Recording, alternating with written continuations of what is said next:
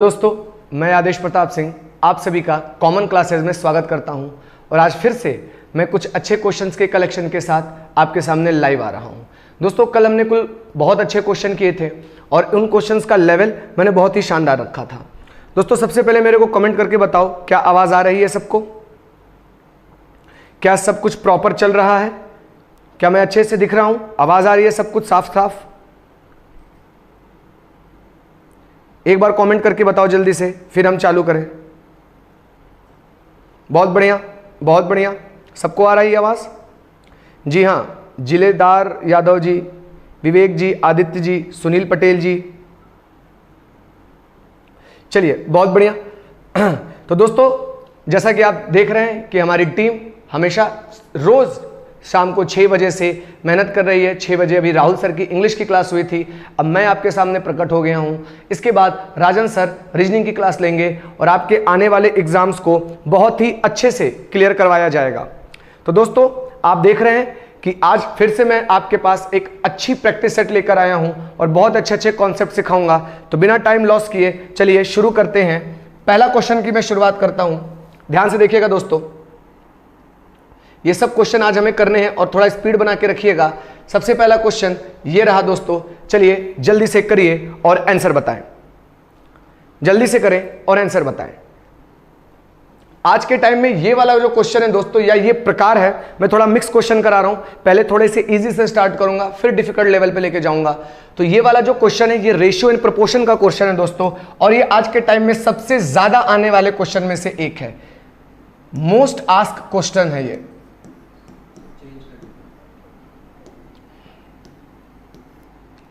Most asked question है मेरे दोस्तों ये। चलो सबको उत्तर बताओ इसका जल्दी से, पहले फिर हम आगे बढ़ते हैं। सबसे ज्यादा पूछे जाने वाले प्रश्नों में से ये एक है। इसको अच्छे से करेंगे और बहुत ही ज्यादा इसका एक शानदार लॉजिक बताऊंगा। चलिए आइए क्वेश्चन शुरू करते हैं। क्वेश्चन दिया बेटा कि 2, 3, 30 और 35 में से 2, 3, 30 और 35 में से 35 में प्रत्येक x को जोड़ा जाएगा और इस क्रम में प्राप्त जो संख्याएं होंगी वो समानुपात होंगी। आप जानते हैं कि बहुत ज्यादा पूछा जाता है। इस क्रम में प्राप्त संख्याएं समानुपात में होती हैं तो x+7 तथा x-2 के बीच का अनुपात बताओ। तो x+7 और x-2 के बीच का अनुपात बताओ। दोस्तों, ये बहुत Ram Ram, Deepak Sharma ji, Vivek Yadav ji, good evening, Ankesh Patel, good evening. चलिए सबको देखिए, 2, 3, 30, 35 में से प्रत्येक में x जोड़ा जाए तो इस क्रम में प्राप्त संख्याएं समानुपात में होती हैं तो x+7 और x-2 के बीच का अनुपात बताओ। जल्दी से उत्तर बताओ। मोस्ट आस्क्ड क्वेश्चन है ये, जल्दी से बताओ। सबको सबसे पहले शेयर करो, जितने भी ग्रुप्स हैं आपके तो उसमें इसको शेयर करो ताकि ज्यादा से ज्यादा लोग हमसे कनेक्ट हो पाएं और इस सेशन का मजा ले सकें। चलिए आइए शुरू करते हैं। आपको बोला जा रहा है कि 2, 3, 30 और 35 में सब में x को जोड़ा जा रहा है। x को जोड़ने के बाद जो रेशियो मिलेगा वो समानुपात में होगा। तो x+7 और x-2 के बीच का अनुपात बताओ। तो बेटा, इसका बेसिक तरीका जैसे लोग करते हैं, सबसे पहले मैं वो समझाता हूं कि 2 में भी x जोड़ा जाए, 3 में भी, 30 में भी, 35 में भी और समानुपात में हो। तो लोग ऐसे करते हैं मेरे बेटा कि 2 + x, 2 में भी x जोड़े और 3 में भी x जोड़े, 3 + x, और जोड़ने के बाद आपको जो चीज मिले वो समानुपात में मिले, यानी इनको भी जोड़ा जाए, 30 + x, और यहां भी जोड़ा जाए 35 + x। ऐसे करने के बाद समानुपात में मिले, मतलब बराबर आ जाए। तो दोस्तों, ऐसे केसेस में आपको x का मान पूछा जा रहा है कि वह वैल्यू बताओ क्या होगी जो सब में जोड़ने पर समानुपात में हो जाए। अब दोस्तों, जरा मेरी बात को गौर से समझना। यहां पे क्या यहां पर ऐसे क्रॉस प्रोडक्ट करना सही रहेगा? लेंदी प्रोसेस बन जाएगा। अगर आपको 2 में जोड़ा, 3 में जोड़ा, 30 और 35 में जोड़कर समानुपात में लाना है तो बेसिक मेथड तो यही बोलता है कि क्रॉस प्रोडक्ट करिए। क्रॉस प्रोडक्ट करने पर क्या x के मान को लाने में समय नहीं लगेगा? तो ऐसे बिल्कुल नहीं करना है दोस्तों। अब मैं आपको एक सीधा सा टेक्निक बताता हूं, इसको आप ट्रिक बोलना, कॉन्सेप्ट बोलना, जो आपकी मर्जी हो बोलना, लेकिन करना ऐसे ही। सिंपल सी बात है बेटा, पढ़ो आप कहीं से भी बट सिलेक्शन तो यहीं से होगा। टेक्निक तो यहीं से मिलेगी आपको सिलेक्शन वाली।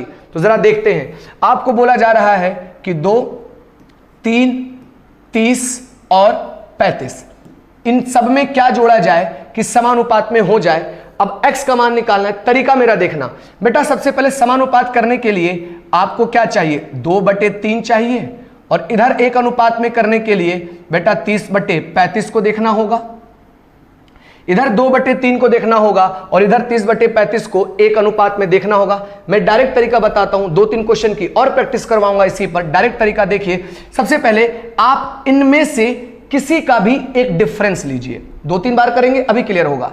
इन दोनों में किसी का भी एक डिफरेंस लीजिए। अगर मैंने इसका डिफरेंस लिया तो आपके पास डिफरेंस कितना आ गया, 1। आपके पास डिफरेंस कितना आ गया, 1। इसका डिफरेंस लेने के बाद अंश का डिफरेंस और हर के डिफरेंस का आप डिफरेंस को देखिए, 30 और 2 का डिफरेंस कितना हो गया मेरे भाई, 28। 35 और 3 का डिफरेंस कितना हो गया मेरे भाई, 32। समझ में आ रही कि नहीं आ रही बात। अब जो डिफरेंस अंश और हर का आया है उसका रेशियो देखिए, 28/32, 28/32। ठीक है बेटा। अब बेटा जरा इसको मैं 7 से काटूं या 4 से काटूं तो 7 चौक 28 और 8 चौके 32। बेटा डिफरेंस कितना हो गया, ये रेशियो नया मिल गया 7/8। अगर रेशियो आपका 7/8 आया है, किसी एक को भी पकड़ लो, इसको पकड़ लिया अगर आपने, तो यहां पे आपको डिफरेंस कितना बनाना है मेरे भाई, 1। यहां पे डिफरेंस कितना बनाना है, 1। तो यहां भी डिफरेंस 1 ही होना चाहिए। अगर 1 नहीं होगा तो 1 बनाएंगे। यहां पे डिफरेंस 1 है, यहां भी ऑटोमेटिकली डिफरेंस कितना है मेरे भाई, 1 ही है। अब कुछ नहीं करना, अब सिर्फ अंश को कंपेयर कर लो। इसको अपन ने चेक किया है, यहां पे 2 है और यहां पे 7, कितने का गैप है मेरे भाई, 5 का। तो अगर 5 जोड़ा जाएगा तो वो ऑटोमेटिकली समानुपात में आ जाएगा।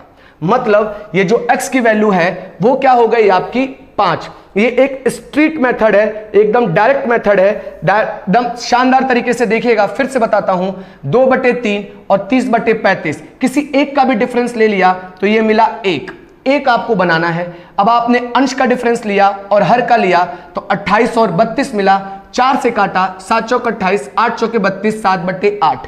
अगर यहां अंतर 1 है तो यहां भी अंतर 1 होना चाहिए। अगर 1 मैच हो गया तो अंश की तुलना अंश से कर लीजिए, 2 से 7, देखिए कितना अधिक जोड़ना पड़ रहा है, 5। तो x की वैल्यू भी क्या हो गई आपकी, 5।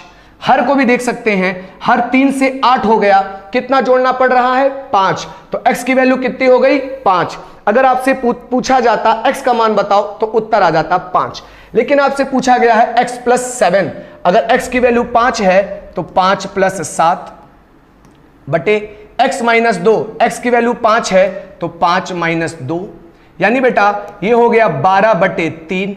12/3 यानी उत्तर कितना आ गया आपके दोस्त, 4। तो ऑप्शन क्या मैच हो गया, बी। ऑप्शन कितना आ गया मेरे भाई, 4। समझ में आ रही कि नहीं आ रही बात, क्लियर हो रही कि नहीं हो रही बात। मेथड सही लगा, एक बार फिर से देखेंगे। 2 और 3 को ले लिया, 30 और 35 को ले लिया, 2 और 3 का हमने डिफरेंस लिया, कितना ले लिया, 1 मिल गया। तो अब अंश का डिफरेंस और हर का डिफरेंस 28 और 32 चेक किया तो 7 और 8 अंतर 1 है, तो यहां भी अंतर 1 आना चाहिए। 1 मैच हो गया तो अब कुछ करने की जरूरत नहीं है। 2 से 7 कितना जोड़ना पड़ा, 5, तो x = 5। 3 से 8 कितना जोड़ना पड़ा, 5, तो x = 5। क्लियर हो रही कि नहीं हो रही बात, समझ में आया मेरे दोस्तों, बहुत बढ़िया।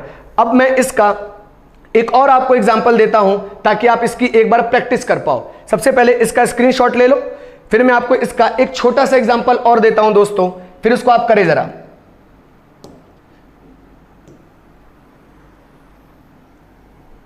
सबको समझ में आ रहा है दोस्त, बहुत बढ़िया। जैसे मैंने नंबर दे दिया 10, 22, 16 और 34। 10, 22, 16 और 34। मैं आपसे बोलूं कि क्या जोड़ा जाए, मैं आपसे बोलूं कि इनमें क्या जोड़ा जाए कि ये समानुपात हो जाए। मैं आपसे बोलूं कि इनमें क्या जोड़ा जाए कि समानुपात हो जाए, या तो बेसिक तरीका लगाइए या तो मेरा तरीका लगाइए। डायरेक्ट देखते हैं। सबसे पहले समानुपात के लिए 10/22 एक साथ ले लिया, फिर 16/34 एक साथ ले लिया। समझ में आ रही बात दोस्तों। अब इनका डिफरेंस लिया, इनका डिफरेंस कितना हो गया मेरे भाई, 12। यानी आप जो भी रेशियो बनाओगे अंश और हर के डिफरेंस का, वो 12 मेंटेन करना है। बेटा इनका डिफरेंस किया तो ये कितना मिला, 6। बेटा इनका डिफरेंस किया तो ये आपको कितना मिल गया मेरे भाई, 12।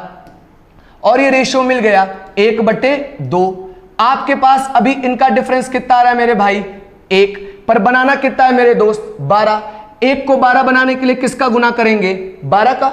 1 को 12 बनाने के लिए 12 का गुणा इधर भी, 12 का गुणा इधर भी, तो 12 का गुणा इधर भी, तो बेटा नया रेशियो बन जाएगा 12/24।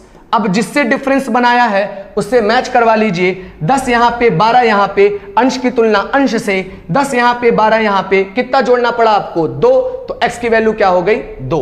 22 यहां पे 24 यहां पे, कितना जोड़ना पड़ा आपको 2, तो भाई x की वैल्यू कितनी हो गई 2। क्या यह चीज समझ में आ रही है? क्या आप ये वाली चीज कर पाएंगे?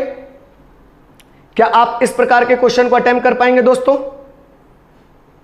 कमेंट करके बताओ। चलो एक छोटा सा क्वेश्चन और इसी टाइप में देता हूं, देखिए आपकी पूरी प्रैक्टिस करवा देता हूं। एक छोटा सा क्वेश्चन और देता हूं सेम टाइप में, क्वेश्चन जो आया है उसको एकदम धुन देंगे तब आगे बढ़ेंगे। चलिए क्वेश्चन है, क्वेश्चन है मेरे भाई 6, 14, 18 और 38, इनमें क्या जोड़ा जाए कि ये आपके समानुपात हो जाए। इनमें क्या जोड़ा जाए कि ये समानुपात में हो जाए, तेजी से बताएं। एक क्वेश्चन के मैं 3-3 क्वेश्चन प्रैक्टिस करा रहा हूं, ये सबसे ज्यादा पूछे जाने वाले क्वेश्चन में है, तो मैं इसलिए आपको ज्यादा से ज्यादा क्वेश्चन बता रहा हूं।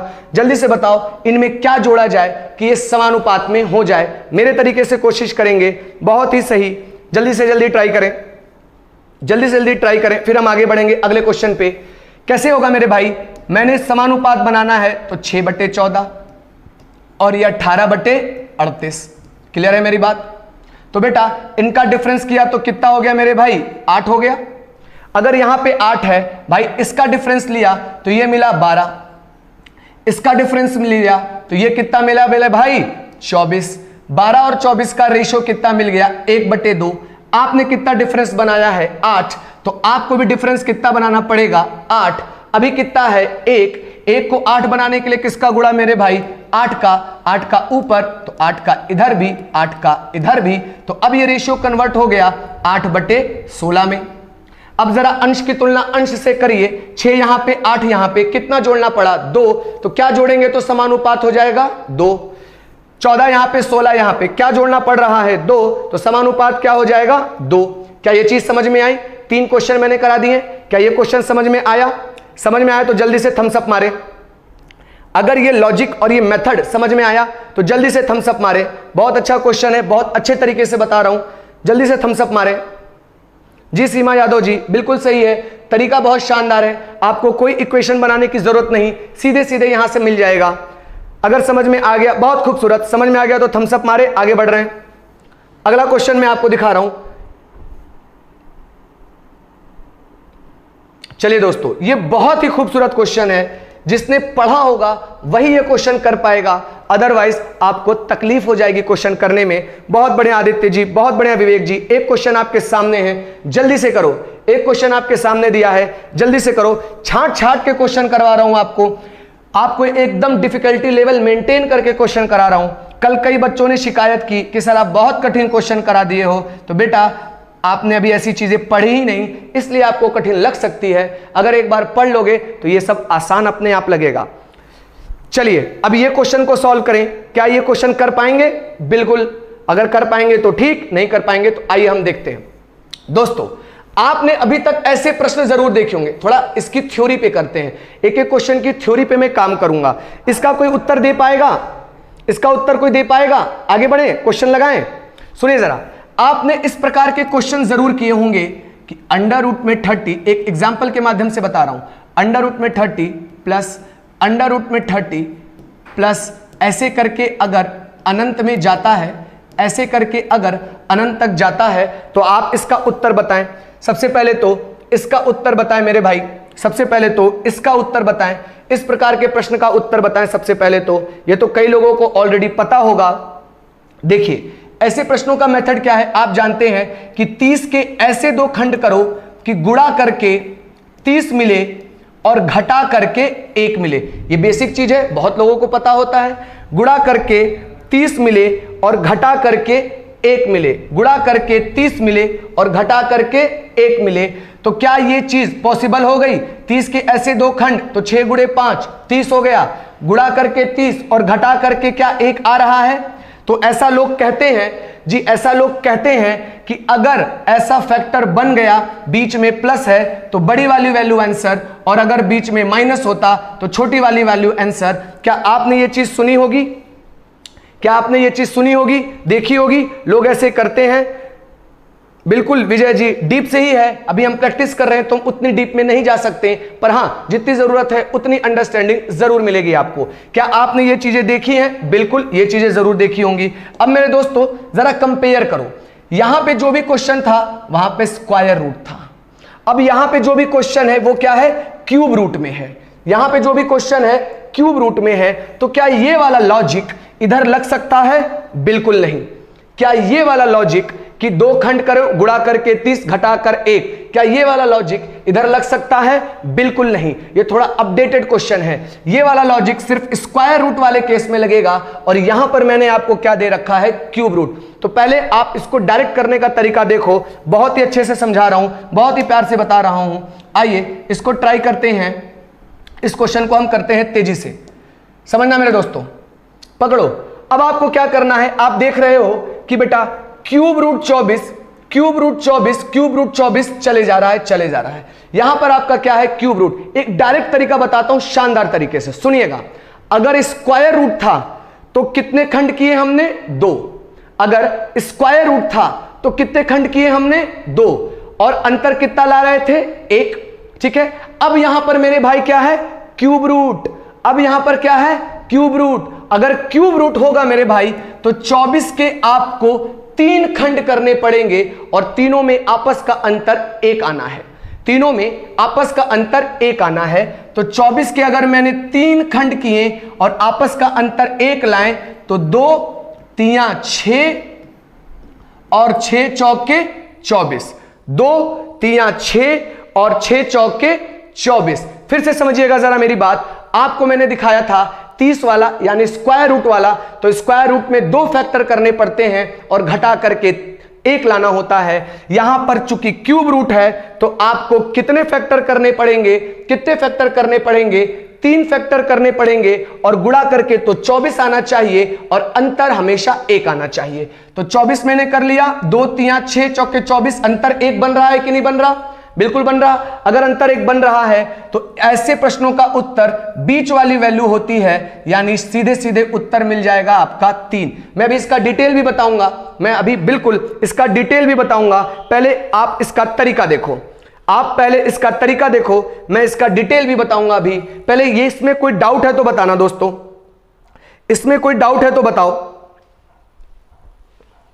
इसमें कोई डाउट है तो बताओ।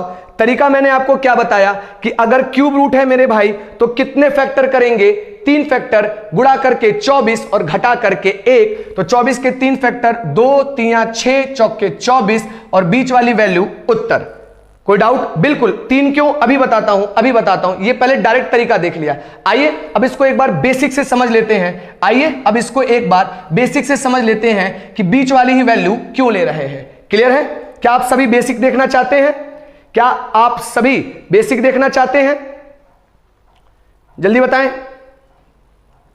चलिए मैं हल्का सा आपको तेजी से बता देता हूं, सुनिएगा जरा। आपको पता है कि क्यूब रूट, आपको पता है बेटा कि क्यूब रूट 24, क्यूब रूट 24, हमने क्या किया कि इस वैल्यू को, हमने क्या किया मेरे दोस्तों कि इस वैल्यू को x मान लिया।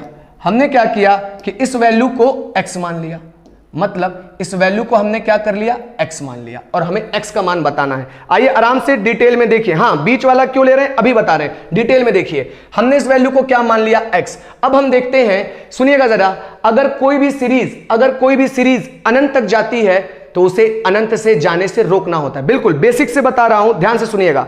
अगर कोई भी सीरीज अनंत तक जाती है तो उसे अनंत से जाने से रोकना होता है, अनंत से जाने से रोकना होता है। अगर अनंत से जाने से रोकना है तो देखना पड़ता है कि पुनरावृत्ति कहां से हो रही है। देखिएगा, पहली बार क्यूब रूट, पहली बार 24, प्लस दूसरी बार क्यूब रूट, दूसरी बार 24, यानी मैं बोल सकता हूं कि यहां से पुनरावृत्ति हो रही है। मेरे दोस्तों अगर यहां से पुनरावृत्ति हो रही है, यहां से पुनरावृत्ति हो रही है, इस चीज को अगर मैं थोड़ा सा छुपाऊं तो क्यूब रूट 24 अभी भी अनंत तक ही तो जा रहा है, और इसी क्यूब रूट 24 अनंत तक जाने वाली चीज को मैंने x माना हुआ था। क्या मैं इस चीज को x से रिप्लेस कर सकता हूं? क्या मैं इस चीज को x से रिप्लेस कर सकता हूं? बिल्कुल कर दिया। अब मैं क्या इसको x बराबर क्यूब रूट 24 प्लस x ऐसे लिख सकता हूं?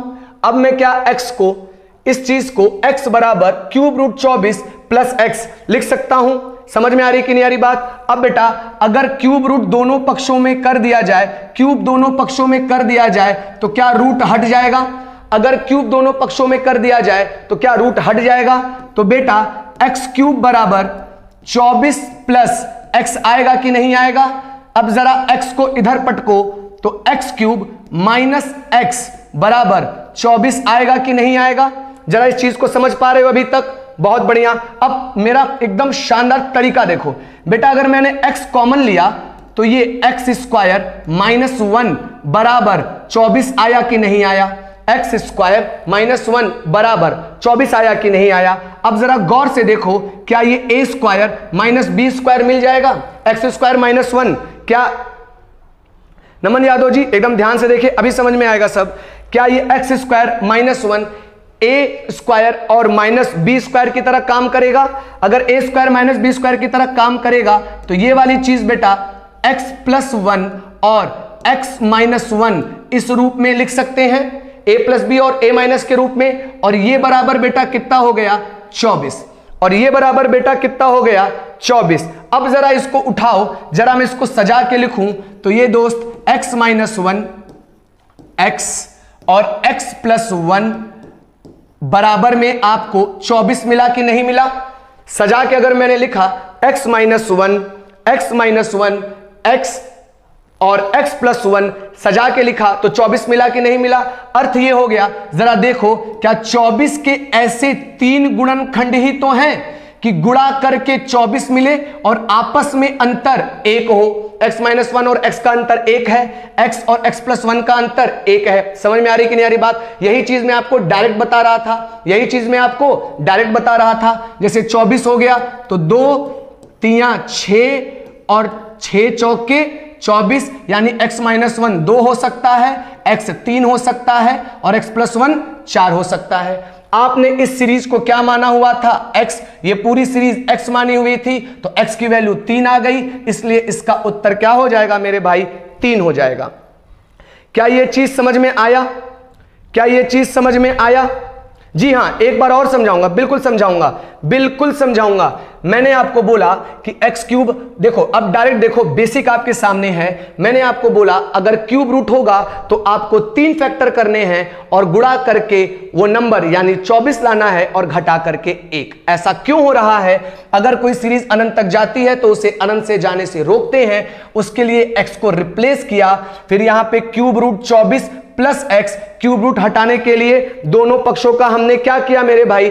क्यूब कर दिया। क्यूब करने के बाद थोड़ी सी सेटिंग लगाई, यहां पे a square minus B square लगा तो a plus B a minus B हो गया। सजा के लिखा x माइनस 1 x प्लस 1 बराबर 24, यानी 24 के 3 फैक्टर हो रहे हैं। देखिएगा जरा यहां पर 24 के 3 फैक्टर हो रहे हैं, जो बीच वाली वैल्यू है वही उत्तर बन रही है, क्योंकि x ही बीच में मिलेगा और x ही पूरे को माना हुआ था। समझ में आ रही कि नहीं आ रही बात? समझ में आ रही कि नहीं आ रही बात? ठीक है, अब मैं इसको एक दूसरे क्वेश्चन के एग्जांपल से बताता हूं। जैसे आज मैंने क्या किया है, हर एक कॉन्सेप्ट का 2-2 3-3 क्वेश्चन मैंने लाया है ताकि आपको उसका एग्जांपल और उसका प्रोसेस आसानी से समझ में आ जाए। और ये सब एकदम लेटेस्ट और सबसे ज्यादा पूछे जाने वाले चीजों में से है। एक क्वेश्चन और मैं आपको देता हूं, जरा ध्यान से देखिएगा। एक क्वेश्चन और इसी टाइप में देता हूं, जरा करिएगा। सबका उत्तर आना चाहिए मेरे भाइयों, सबका उत्तर आना चाहिए। क्यूब रूट में 3 फैक्टर, क्यूब रूट में 3 फैक्टर, सबका उत्तर आना चाहिए मेरे भाइयों। चलिए इस प्रश्न का उत्तर बताइए जल्दी से, इस प्रश्न का उत्तर बताएं जल्दी से, इस प्रश्न का उत्तर बताएं जल्दी से। जी हां, हर क्वेश्चन में ये लग जाएगा, हर क्वेश्चन में ये जरूर लगेगा। बिल्कुल लगेगा। बाकी और जो इसकी डीप चीजें हैं वो मैं इसके बेसिक में बताऊंगा जब जल्दी ही हम पूरे चैप्टर के साथ आने वाले हैं। पहला ही चैप्टर में घात करने का चालू करूंगा और वहां से आपको इनका सारा डिटेल क्लियर हो जाएगा। अभी चूंकि प्रैक्टिस है, हमें और क्वेश्चन करने हैं, तो मैं हल्का हल्का हिंट देते हुए आपको क्वेश्चन की क्वालिटी दिखाना चाह रहा हूं। चलिए देखिए, इसको सॉल्व करें। इसको बहुत बढ़िया, बहुत बढ़िया पकड़ लिया आपने भाई। 6 है, क्यूब रूट अगर है तो कितने गुणनखंड करने हैं? 3 गुणनखंड। उनके बीच का अंतर क्या होना चाहिए? 1। तो वो मिलेगा 1 गुणे 2 गुणे 3, 6 भी हो गया और अंतर भी 1 हो गया। और जो उत्तर होगा वो बीच वाला, यानी सीधे सीधे उत्तर कितना हो गया? 2। सीधे सीधे उत्तर कितना हो गया? 2। समझ में आ रही कि नहीं आ रही बात? क्लियर हो गई बात? जल्दी ही चालू करेंगे। आज से कल तक में आपका पूरा फुल फ्लेश बैच चालू हो जाएगा। पहले इसको बताइए, समझ में आ गया? बहुत बढ़िया। अब तक आपने स्क्वायर रूट देखा होगा, अब मैंने क्यूब रूट पर आ गया था। अगला क्वेश्चन मैं आपके लिए अब लेकर आया हूं, थोड़ा ध्यान से देखिएगा। बहुत ही खूबसूरत प्रश्न है। आजकल में ऐसे क्वेश्चन बहुत आते हैं, जल्दी से ट्राई करेंगे। ज्यादा से ज्यादा शेयर करें, ज्यादा से ज्यादा लाइक करें। ऐसे शानदार शानदार क्वेश्चन मैं आपको करवा रहा हूं, आपको करने में बहुत आनंद आएगा। पहले इसको जल्दी से सॉल्व करें। कल से परसों तक अभय जी जल्दी ही चालू होगा। इसको पहले जल्दी से जल्दी सॉल्व करें। चलिए जल्दी से जल्दी सॉल्व करें। अरे समझ में आ रहा है कि नहीं आ रहा है? अरे हाँ या ना बोला जाए। घात करनी चालू करूंगा। जी हां, घात करनी चालू करूंगा। बहुत प्यार से बताऊंगा एक एक चीज, डिटेल प्लस शॉर्ट, हर चीज। बिना डिटेल के शॉर्ट अधूरा होता है। बिना डिटेल पढ़े आप कोई ट्रिक नहीं बना सकते। Detail is the must, detail जरूरी है। चलिए इसको सॉल्व करें। वर्ग में हम 2 फैक्टर करते हैं क्योंकि स्क्वायर रूट होता है। क्यूब रूट में हम 3 फैक्टर करेंगे क्योंकि क्यूब रूट होता है। नमस्कार आकाश जी, जल्दी से सॉल्व करो इसको। इसका उत्तर बताओ। 10 सेकंड का और टाइम देता हूं। 10 सेकंड का और टाइम देता हूं। चलिए आइए ट्राई करते हैं। एक बहुत ही खूबसूरत क्वेश्चन है। इस प्रकार के क्वेश्चन हर प्रकार के पेपर में आते हैं। भाई आपको एक एक चीज बताएगा, एक एक चीज समझाएगा। हर प्रकार में थोड़े थोड़े अपडेट क्वेश्चन भी करवा रहा हूं ताकि आपको चीजें समझ में आए। मजा आ रहा है? बहुत बढ़िया, थैंक यू तन्मय जी। आइए देखिए, एक प्राकृतिक संख्या है जिसमें 2 विभाजक हैं और a+1 में ठीक 3 विभाजक हैं। फिर +2 के विभाजकों की संख्या कितनी है? जो कंफ्यूजन है क्रिएट हो रहा है उसको समझा देता हूं। यहां पे +2 का मतलब a+2 से है। यहां पे +2 का मतलब a+2 से है। एक बार फिर से देखें, एक प्राकृतिक संख्या है जिसमें 2 विभाजक हैं और a+1 में ठीक 3 विभाजक है। फिर a+2 के विभाजकों की संख्या बताएं। बहुत ही बढ़िया, जल्दी से सॉल्व करो। बहुत अच्छा क्वेश्चन है, जल्दी से सॉल्व करो। आइए हम इसको देखते हैं, घर पे सब कोई सॉल्व करेगा। एक प्राकृतिक संख्या है जिसमें 2 विभाजक है। अब मेरी बात को गौर से सुनना, थ्योरी भी सुनते चलो। 2 विभाजक कहने का क्या मतलब होता है मेरे भाई? अगर किसी संख्या के 2 विभाजक है तो वो संख्या अभाज्य संख्या होगी। अभाज्य संख्या का मतलब ही होता है कि कितने गुणनखंड होने चाहिए? 2 गुणनखंड। अगर किसी संख्या के 2 गुणनखंड है तो वो संख्या अभाज्य होगी। यहां पे डायरेक्ट आपको अभाज्य थोड़ी बोलेगा, प्रश्न आपको इतना इजी थोड़ी बनाएगा। उसने आपको देखना चाहा है कि क्या आप उस बेसिक अंडरस्टैंडिंग से अवगत हैं कि नहीं, कि 2 विभाजक का मतलब क्या होता है। अगर 2 विभाजक है तो वो संख्या क्या होगी? अभाज्य। समझ में आ रही बात? तो मैंने माना a एक प्राकृतिक संख्या जो कि 2 विभाजक है तो अभाज्य होगी। और a+1 में ठीक 3 विभाजक चाहिए, यानी a+1 में ठीक 3 विभाजक होने चाहिए। तो जिस नंबर पे ये कंडीशन फॉलो करेगी तो उस a के लिए a+2 के विभाजकों की संख्या बताएं। जी हां बिल्कुल, विकास कुमार जी का आंसर सही है, 2 सही है। आइए अब ट्राई करते हैं। देखिए, ऐसे प्रश्नों में आपको अंकों को अपनी तरफ से सोचना पड़ेगा, यह श्योर है। अपनी तरफ से सोचना पड़ेगा। 2 विभाजक यानी अभाज्य। तो स्टार्ट करते हैं। सबसे पहली अभाज्य संख्या क्या होती है? सबसे छोटी अभाज्य संख्या क्या होती है? 2। तो स्टार्ट किया, अगर a बराबर 2 पे चेक किया, कंडीशन सेटिस्फाई हुई तो a का मान 2 हो जाएगा। फिर हम आगे की प्रोसेस करेंगे। अगर a बराबर 2 लिया, क्या a के 2 विभाजक हैं? बिल्कुल। भाई 2 केवल 2 अंकों से कटेगा, 1 से और 2 से। तो अभी तक हमारी कंडीशन सेटिस्फाई हुई। अब a+1 को चेक करना है। a+1 के ठीक कितने विभाजक होने चाहिए? 3 होने चाहिए। अगर a बराबर 2 है तो a+1 मेरे भाई कितना मिलेगा? 3। अगर 3 है तो 3 भी तो एक प्राइम नंबर है, एक अभाज्य संख्या है। इसके कितने विभाजक हो रहे हैं? 1 और 3, यानी कितने विभाजक हो रहे हैं? 2 विभाजक। मेरे प्यारे भाइयों, अगर यहां पे 2 विभाजक हुए लेकिन मुझे a+1 में कितने विभाजक चाहिए? 3 विभाजक। तो क्या a बराबर 2 ले पाएंगे? बिल्कुल नहीं। यानी a बराबर 2 पे यह कंडीशन सेटिस्फाई नहीं हुई है। a बराबर 2 पे यह कंडीशन सेटिस्फाई नहीं हुई है। अगर a बराबर 2 पे यह कंडीशन सेटिस्फाई नहीं हुई है तो अगला प्राइम नंबर चेक करना पड़ेगा। आप परेशान ना होएं, ज्यादा चेक करने की जरूरत ही नहीं पड़ेगी, 1 से 2 में अपने आप आ जाता है। ये आया हुआ क्वेश्चन है जो कि आपको जानना जरूरी है।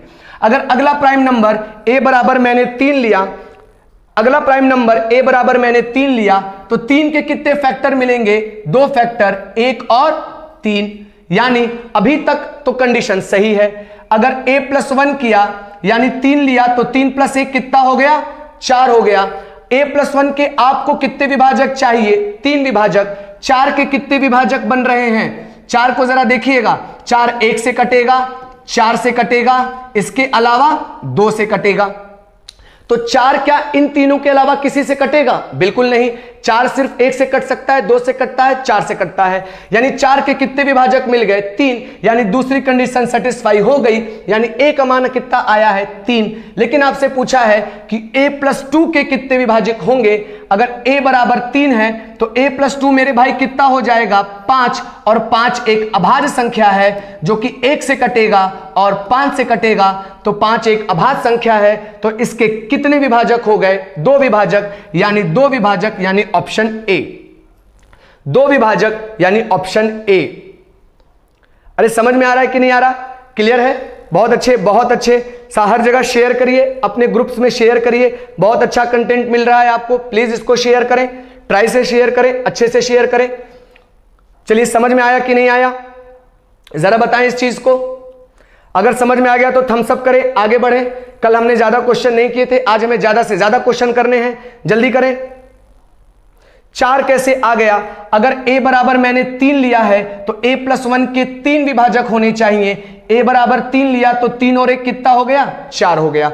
और 4 के कितने विभाजक क्या हो गया? 1, 2 और 4। यानी a बराबर 3 पर हमारी कंडीशन सेटिस्फाई हुई है। तो इसलिए a बराबर 3 और 2 5, 5 पे खुद प्राइम नंबर है तो 2 विभाजक, उत्तर आ गया a। अब समझ में आया 4 कैसे आया? अब समझ में आ गया 4 कैसे आया? 4 आया है a बराबर 3 लेने पर। बहुत बढ़िया, बहुत बढ़िया, सबको समझ में आ गया। अगला क्वेश्चन हम देखते हैं, अगला क्वेश्चन हम देखते हैं। चलो दोस्तों, ये क्वेश्चन करो, ये क्वेश्चन करो, ये क्वेश्चन करो, जल्दी से ये क्वेश्चन करो। बहुत ही प्यारा क्वेश्चन है, ये क्वेश्चन करो, तेजी से करो, क्वेश्चन करो, तेजी से करो। बहुत ही प्यारा क्वेश्चन है। थैंक यू तन्मय जी। ये क्वेश्चन करो, सब कोई करो, जल्दी से करो।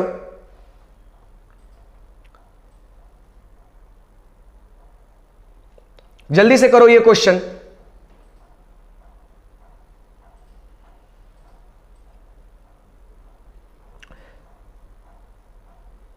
जल्दी से करो ये क्वेश्चन मेरे भाई,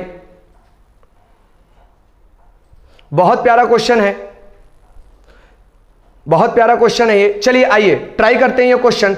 किसी का उत्तर नहीं आया, पढ़ाई तो करते हो नहीं, उत्तर कहां से आएगा हैं? और खास तौर से मेरी क्लास के क्वेश्चंस बिल्कुल फ्रेश होते हैं, बिल्कुल अपडेटेड होते हैं, आपको और आपको सीखने को मिलेगा। चलिए आइए देखिए, एक धनराशि, एक निश्चित धनराशि पर निश्चित समय में 8% की दर से निश्चित साधारण ब्याज मिलता है। बहुत बढ़िया, निश्चित साधारण ब्याज मिलता है। यदि हम धनराशि को 16 से 2/3% बढ़ा दें और दर पहले से 4/7 हो लेकिन समय 4/3 हो तो 72 रुपए साधारण ब्याज के रूप में प्राप्त होते हैं। तो पहले वाला साधारण ब्याज ज्ञात करो। देखो बहुत अच्छे अच्छे क्वेश्चन है, आइए ट्राई करिए। अच्छा जरा देखिएगा एक बेसिक सी चीज भाई, एसआई का फॉर्मूला क्या होता है मेरे भाई? SI बराबर होता है P into R into T upon 100। ये सबको पता होगा, विश्व में ऐसा कोई व्यक्ति नहीं होगा जिसको ये नॉलेज ना हो। SI बराबर सोचने का समय नहीं देंगे, ऐसे ही लेट हो रहा है, कहां से समय दें?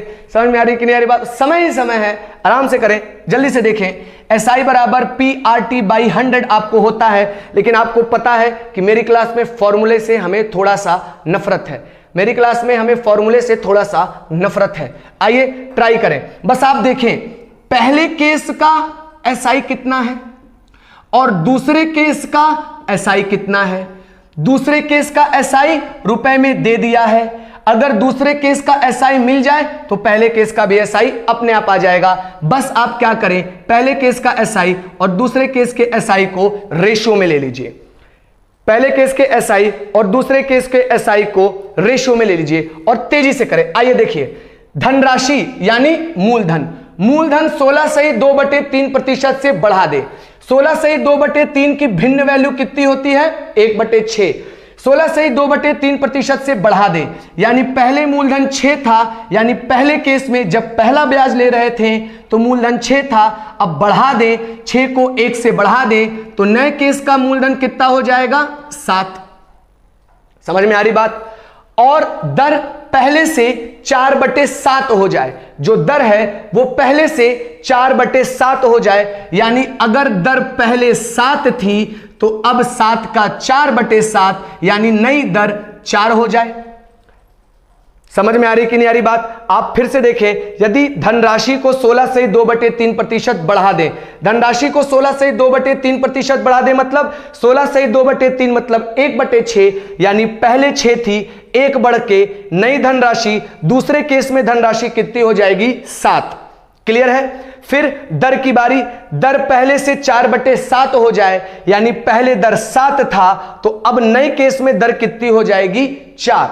अब समय के बारे में, तथा समय 4/3 हो जाए, यानी कि पहले अगर समय 3 था तो अब दूसरे केस के लिए दर कितना, समय कितना हो जाए? 4। क्या यह चीज समझ में आ रही है? जल्दी से कमेंट करो, क्या यह चीज समझ में आ रही है? यह चीज समझ में आ रही है जो मैंने लिखा? एक बार फिर से देखो, 16 से 2/3% बढ़ा दो, यानी 6 से 7 हो गया। कौन? मूलधन। अब दर 4/7 यानी 7 था, नए केस में 4 हो गया। कौन? दर।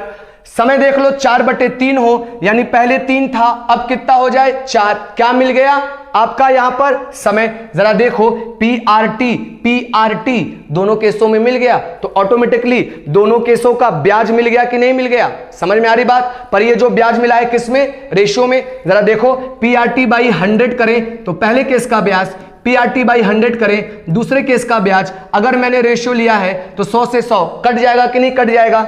अगर 100 से 100 कट गया, इसलिए रेशियो में इस 100 को लिखने की कोई जरूरत है ही नहीं। समझ में आ रही कि नहीं आ रही बात? तो डायरेक्ट यहीं पे काम हो जाएगा। अब जरा इसको सॉल्व करो, पहले केस का ब्याज अनुपात में और दूसरे केस का ब्याज अनुपात में मिल गया। 7 से 7 क्या हो गया मेरे भाई? कट गया। 7 से 7 क्या हो गया? कट गया। 2 दूनी 4 और 2 तिया 6, तो ये मिल गया आपका 9 संबंधे 8। यानी अगर पहले केस का ब्याज 8 है तो दूसरे केस का ब्याज, पहले केस का ब्याज 9 है तो दूसरे केस का ब्याज कितना होगा? 8। आपके पास दूसरे केस का ब्याज रुपए में दे रखा है 72 और अनुपात में दूसरे केस का ब्याज कितना है? 8। तो क्या मैं बोल सकता हूं कि 8 का मान 72 कि 8 का मान 72 पहले केस का ब्याज, जो कि रेशियो में क्या होगा मेरे भाई? 9 होगा। 8 से काटें, 8 9 72 0, 8 9 72, 9 से गुणा किया 81 आपके सामने आंसर। बहुत ही शानदार क्वेश्चन था, बहुत ही अच्छा क्वेश्चन था और सॉल्यूशन आप देखें, क्वेश्चन को देखें, सॉल्यूशन को देखें, बहुत ही इजी वे में हमने किया है। सिंपल सी बात है, पहले केस का ब्याज और दूसरे केस का ब्याज देख लिया, दूसरे केस का ब्याज रुपए में दिया था, वहां से पहले केस पर मैं ऑटोमेटिकली आ गया। क्या ये चीज समझ में आई? थैंक यू सुशील सर जी। अगर ये चीज समझ में आई तो प्लीज जरा थम्स अप करें। ये चीज समझ में आई? थम्स अप करें। ये 909 है, चिपक गया है, इसको अलग कर लेना। क्या ये चीज समझ में आई? जी हां तन्मय दीक्षित जी, बहुत सही कहा आपने, गजब खेल गए आप। जल्दी से बताएं, क्या यहां पर कोई डाउट है? थम्स अप मारे जल्दी से, थैंक यू सुशील जी। सुशील जी का कहना है जल्दी से जल्दी 50 प्लस करें, तो जी हां, अपने टीचर की बात माने, जल्दी से जल्दी 50 प्लस करें, लाइव के काउंट को 50 प्लस करें, सबको शेयर करें। बहुत अच्छा रिस्पॉन्स है आप सभी का। चलिए क्वेश्चन आगे बढ़ते हैं। जी हां, अगला क्वेश्चन आपके सामने ये रहा, और मैं कोई प्यारे प्यारे क्वेश्चन आपको करवाता हूं मेरे दोस्तों। चलिए ये क्वेश्चन करिए, आइए ये क्वेश्चन करिए जरा, ये करके दिखाओ। चलो ये क्वेश्चन करके दिखाओ, जल्दी से ये क्वेश्चन करके दिखाओ। आप सभी के सामने है, आप सभी के सामने है ये क्वेश्चन। मेरे प्यारे भाइयों जल्दी से क्वेश्चन करो, गिन के ज्यादा समय नहीं दे पाऊंगा, आप सभी को पता है क्वेश्चन मेरे पास बहुत ज्यादा समय नहीं दे पाऊंगा, लेकिन जल्दी से करें, जल्दी से करें दोस्तों।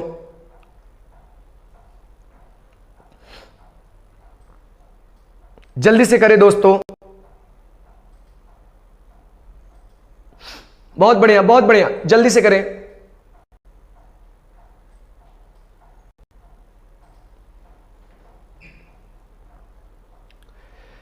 चलिए चलिए क्वेश्चन को देखें, क्वेश्चन को देखें। आया आया, चलिए आइए ट्राई करते हैं क्वेश्चन, जल्दी से ट्राई करें, जल्दी से ट्राई करते हैं। चलिए सब कोई देखे क्वेश्चन को। देखिए, एक विक्रेता ने 75 केजी सेब को 42 रुपए पर केजी में खरीदा। अच्छा भाई, समझ में आ गई बात। अगली लाइन, यदि 13 केजी सेब सड़ गए और वो बेचे नहीं जा सके और शेष सेब 54 रुपए प्रति केजी पर बेचा जाता है, तो ज्ञात कीजिए कि विक्रेता को कितने प्रतिशत का लाभ या हानि हुआ। ए आया है कुलदीप यादव जी का, सरासर गलत है ये चीज, एकदम घनघोर गलत है ये चीज। कृपया करके एक बार और लगाएं, एक बार और लगाएं। देखिएगा जरा, एक विक्रेता ने 75 केजी सेब को 42 रुपए प्रति केजी में खरीदा, 13 केजी सेब सड़ गए और बेचे नहीं जा सके, शेष सेब को आपने 54 रुपए पर केजी पर बेचा, तो ज्ञात कीजिए कि विक्रेता को कितने % का लाभ हुआ। आइए मैं जरा इसका तरीका बताता हूं, ठीक है। आवत है कि जावत है, आवते हुई। चलो इसका तरीका देखो जरा ध्यान से। आपको ये देखो, सबसे पहले इस पूरे सौदे का कॉस्ट प्राइस क्या है, इस पूरे सौदे का कॉस्ट प्राइस क्या है। देखिएगा, 75 केजी सेब 42 रुपए पर केजी के हिसाब से लिया गया, ये मिल गया मेरे को कॉस्ट प्राइस। 75 केजी सेब 42 रुपए पर केजी के हिसाब से मिल गया, ये हुआ मेरा क्या, कॉस्ट प्राइस। अब 13 केजी सेब सड़ गए, बी ऑप्शन तन्मय दीक्षित जी गलत है, ये भी सरासर गलत है, सरासर गलत है। चलिए देखिएगा, 75 केजी सेब 42 रुपए पर केजी के हिसाब से खरीदा गया, तो पूरा कॉस्ट प्राइस 75 गुणे 42 आ गया। अब 13 केजी सेब सड़ गए। अच्छा मेरी बात को समझो, कई जगह अगर आप इस प्रश्न को करते होगे तो इस 13 केजी को लेकर चलते होगे, पर मैंने कह रहा हूं कि इस 13 केजी सड़ गए तो फेंक दो, क्योंकि जब मैं बेचूंगा तो इस 13 केजी का तो कोई रोल ही नहीं है ना। जब मेरे को बेचने पर कुछ प्रॉफिट ही नहीं मिलेगा इस 13 केजी को, तो इसको छोड़ दो, जाने दो। तो अगर 13 केजी सेब सड़ गए तो बेचने के लिए मेरे पास कितने केजी सेब बचे भाई? 75 केजी थे, 13 केजी सड़ गए, बेचने के लिए मेरे पास 62 केजी सेब थे, बेचने के लिए मेरे पास 62 केजी सेब थे। हाथ में चोट लगने की वजह से थोड़ा मिटाने में दिक्कत है, तो ध्यान से देखेंगे। मेरे पास 62 केजी सेब है, बिल्कुल। अब 62 केजी सेब को कितने रुपए पर केजी पे बेचा जा रहा है?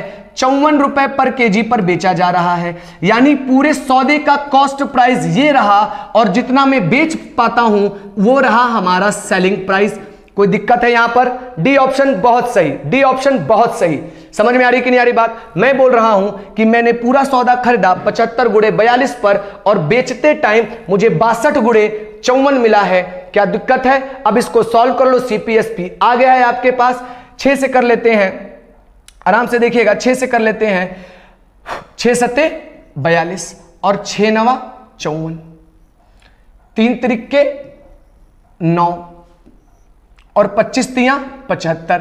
कॉस्ट प्राइस कितना आ गया मेरे भाई? 175। और सेलिंग प्राइस कितना आ गया मेरे भाई? 186।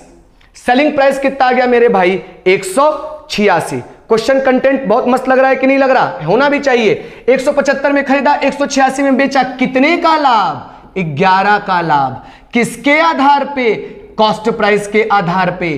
परसेंट निकालना है, गुणे 100। खत्म करो खेल। अब देखो, सबसे पहले आप यहां पे देखो, आपको 11 रुपए का क्या हो रहा है? लाभ।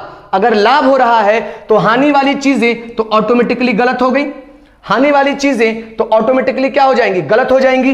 11 का लाभ 175 पे। कैलकुलेट करने का तरीका जरा मेरा देखिएगा, अपने तरीके से अभी मत करिएगा, मेरे तरीके से देखिएगा। अगर मैंने इसको 25 से काटा तो 25 साते और 25 चौके, यानी ये कितना हो गया मेरे भाई? 44/7% का प्रॉफिट। 44/7 तो लगभग में देख लो कितने का प्रॉफिट होगा? 7×42, यानी लगभग 6% से ज्यादा का प्रॉफिट होगा। और 6% से ज्यादा का प्रॉफिट एक ही ऑप्शन में है, डी, और ये सही है। बहुत बढ़िया, आ गया, बहुत बढ़िया, सही है। तो अब यहां पे आपको कितना मिला? 44/7, जो लगभग 6% से ज्यादा है। एक ही ऑप्शन उसमें मैच हुआ है और सही है। क्वेश्चन कैसे लग रहे हैं आशीष भैया? बहुत बढ़िया। क्वेश्चन कैसे लग रहे हैं? कंटेंट कैसा लग रहा है? एक बार बताइएगा। मजा आ रहा है कि नहीं आ रहा है? ये भी बताते चलिएगा। अगर ये क्वेश्चन समझ में आया तो थम्स अप करें, अगले क्वेश्चन की ओर आगे बढ़ें। एक एक लाइन में क्वेश्चन का सॉल्यूशन दे रहा हूं, थम्स अप करें, आगे बढ़ें।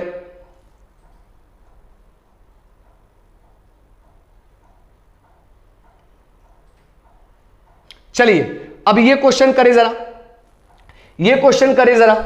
इजी क्वेश्चन है ये, एक इजी क्वेश्चन है, कठिन क्वेश्चन नहीं है, बिल्कुल इजी क्वेश्चन है। जैसे अभी तक थे उससे हल्का सा डाउन क्वेश्चन है, लेकिन मैं चाहता हूं सब करें, लेवल बिल्कुल बढ़ेगा, बिल्कुल बढ़ ही रहा है लेवल।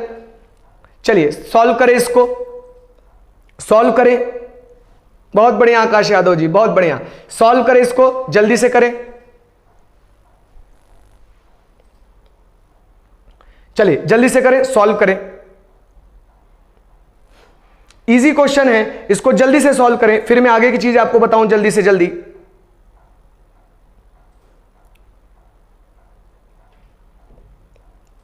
चलिए आइए अब पहले क्वेश्चन देखेंगे, फिर मैं कमेंट की ओर देखूंगा। क्वेश्चन में बोला है एक आयत की लंबाई और चौड़ाई का अनुपात 9:14 है। भाई लंबाई 9 ले लिया, क्लियर है बात, और चौड़ाई 14 ले लिया। 9:14 है। फिर बोला गया और एक वृत्त का व्यास आयत की चौड़ाई से 50% अधिक है। भाइयों वृत्त का व्यास लेना है, वृत्त का व्यास लेना है। जो वृत्त का व्यास है, जो वृत्त का व्यास है वो आयत की चौड़ाई से 50% अधिक है। अगर चौड़ाई 14 है तो इसका 50% 7 होगा, तो 14 और 7 इसका व्यास कितना हो जाएगा मेरे भाई? 21। इसका व्यास कितना हो जाएगा मेरे भाई? 21। क्या ये चीज समझ में आई सबको? कमेंट करें जल्दी से, क्या ये चीज समझ में आई? बहुत बढ़िया। 50 लाइव के लिए thank you very much. Please इसको शेयर करें, प्लीज इसको शेयर करें।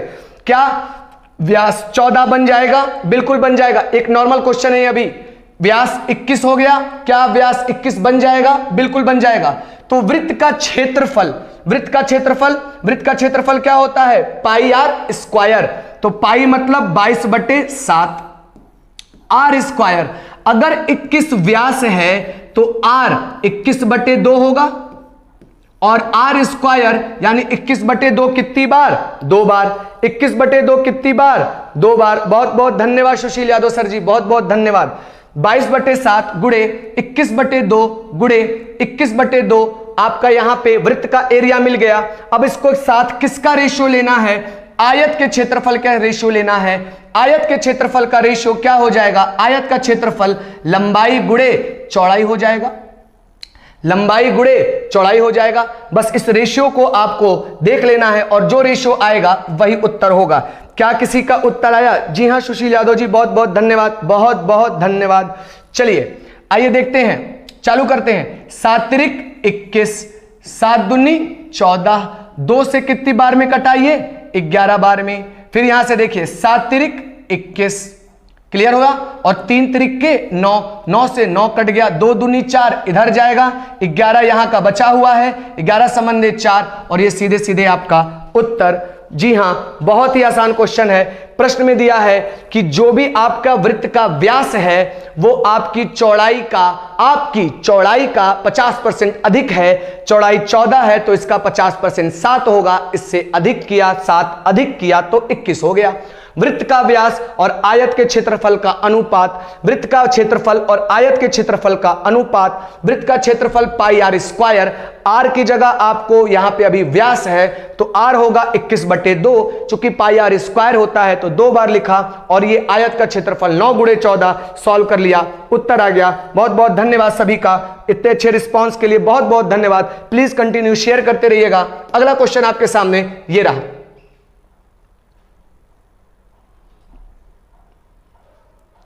अभी रुको, इसको मैं भी कराऊंगा, नहीं तो कई लोग जा सकते हैं। हाँ चलिए, ये वाला क्वेश्चन करिए, ये वाला क्वेश्चन करिए। 5वां क्वेश्चन करते हैं पहले, 7वां। चलिए 7वां, यहां पे 5 दिया है, कोई दिक्कत नहीं, आप ये वाला क्वेश्चन करें पहले, ये वाला क्वेश्चन करें। बहुत बहुत धन्यवाद, ये वाला क्वेश्चन करें, बहुत बहुत धन्यवाद। ये क्वेश्चन करें, जल्दी से क्वेश्चन करें, ये क्वेश्चन करें, जल्दी से क्वेश्चन करें।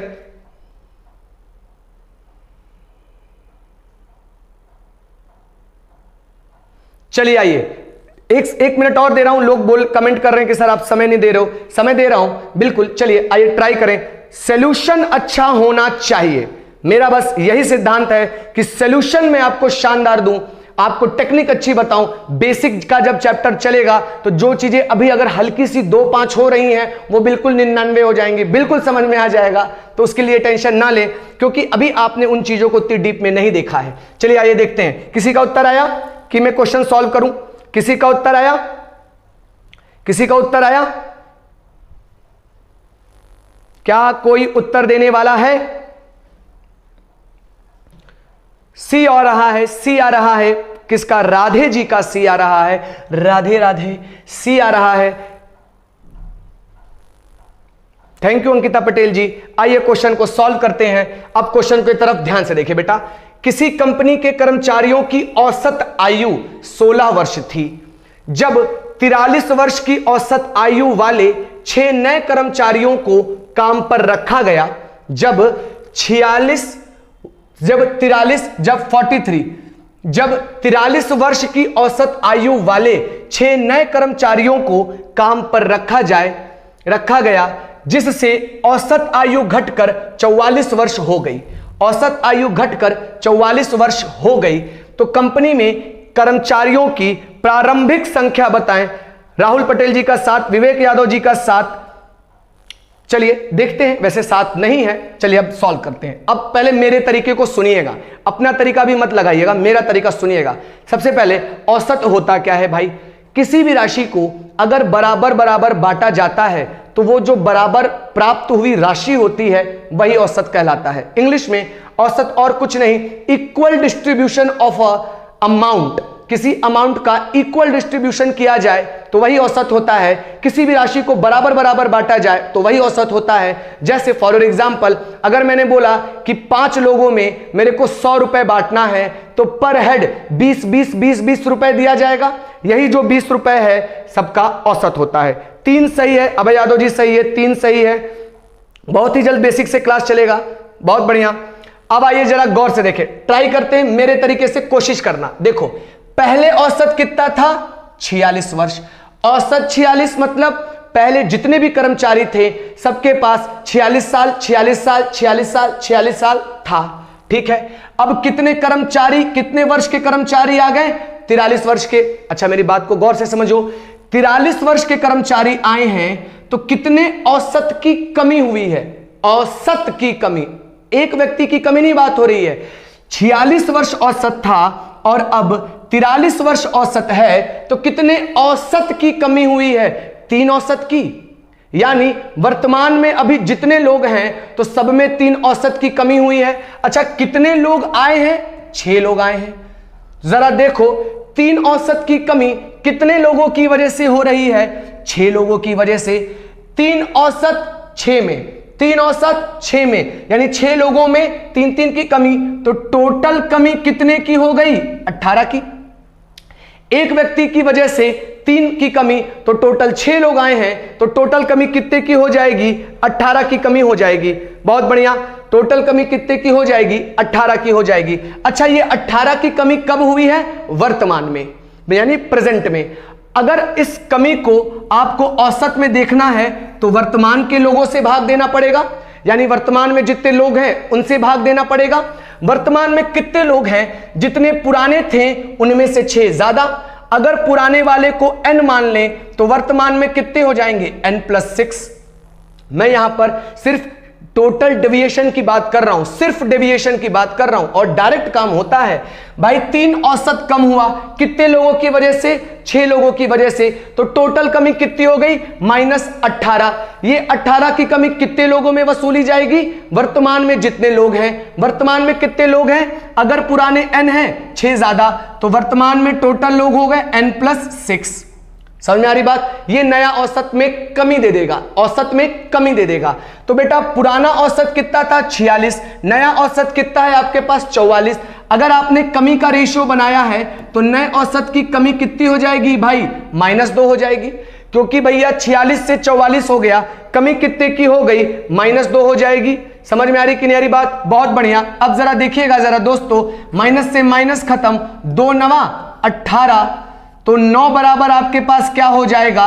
n+6, और 6 इधर आया तो n बराबर 3, यानी प्रारंभ में सिर्फ और सिर्फ 3 लोग थे। बस इतना ही था, बस इतना ही था। समझ में आ रही कि नहीं आ रही बात? समझ में आया? एक बार हल्का सा बताता हूं, एक बार हल्का सा रिवाइज करता हूं। 46 से 43 हो गए, 3 औसत की कमी 6 लोगों में, तो टोटल कमी 18 की। ये कमी वर्तमान में हुई है। वर्तमान में कितने लोग हैं? जितने पुराने थे उससे 6 ज्यादा, यानी -18 बटे n+6। ये किसको दर्शा रहा है? औसत में कमी को। औसत में कमी को। कितने औसत में कमी हो गई? 46 से 44 हो गई, 2 की कमी हो गई। सॉल्व कर लिया, n बराबर 3 आ गया, यानी पहले केवल 3 लोग थे। बहुत बहुत धन्यवाद सुशील यादव जी, आपका बहुत बहुत धन्यवाद। क्या ये चीज समझ में आ रही है? देखिए आज हमने बहुत अच्छे अच्छे क्वेश्चन किए हैं, एक एक लॉजिक मैंने आपको सिखाया है। एक एक लॉजिक पर पहले वाले क्वेश्चंस में 2-3 क्वेश्चंस भी कराए हैं, बहुत अच्छे से चीजों को समझाया है। अब आगे राजन सर आ चुके हैं जो आपको रीजनिंग की क्लास लेंगे। तो पहले तो सबसे पहले अपन जो 5 मिनट लेट होते हैं मैं भी सुधारूंगा, आप भी सुधारेंगे, टाइम पर आएंगे और थोड़ा सा जल्दी समझने की कोशिश करेंगे, क्योंकि हर बार कुछ क्वेश्चन देखें आपके 3-4 क्वेश्चन आज भी छूट गए हैं, पर मैं चाहता हूं आप सारे क्वेश्चन करें। तो प्लीज देखिए ये सब कितने अच्छे अच्छे क्वेश्चन मैंने लेकर आया था, आज नहीं हो पाया है, कल कोशिश करेंगे इनको फिर से करने की, या अब बहुत ही जल्द बेसिक से सारे चैप्टर वाइज क्लासेज आपकी चालू होने वाली है। ये अभी प्रैक्टिस सेट चल रहा था ताकि आप लोग हमसे ज्यादा से ज्यादा जुड़ पाएं। अब हम बहुत ही जल्द चैप्टर वाइज, चाहे इंग्लिश हो, चाहे रीजनिंग हो, चाहे जीएस हो, चाहे मैथ्स, मैं खुद हूं, एक एक चीज चैप्टर वाइज चलेगी। मैं जो पहला चैप्टर चालू करूंगा 1 से 2 दिन में आपको इसकी इंफॉर्मेशन मिल जाएगी, और सबसे पहला जो चैप्टर घात करनी चालू करूंगा, क्योंकि बहुत ही ज्यादा इसमें लोगों के डाउट है, और आप मेरे से पढ़ लोगे तो आपके लिए जीवन भर के लिए तैयार हो जाएगा। ठीक है दोस्तों, आज के लिए इतना ही रखते हैं। Thank you very much. Please अच्छे से रिवाइज करिएगा, पीडीएफ आपको टेलीग्राम पे मिल जाएगी। Thank you very much.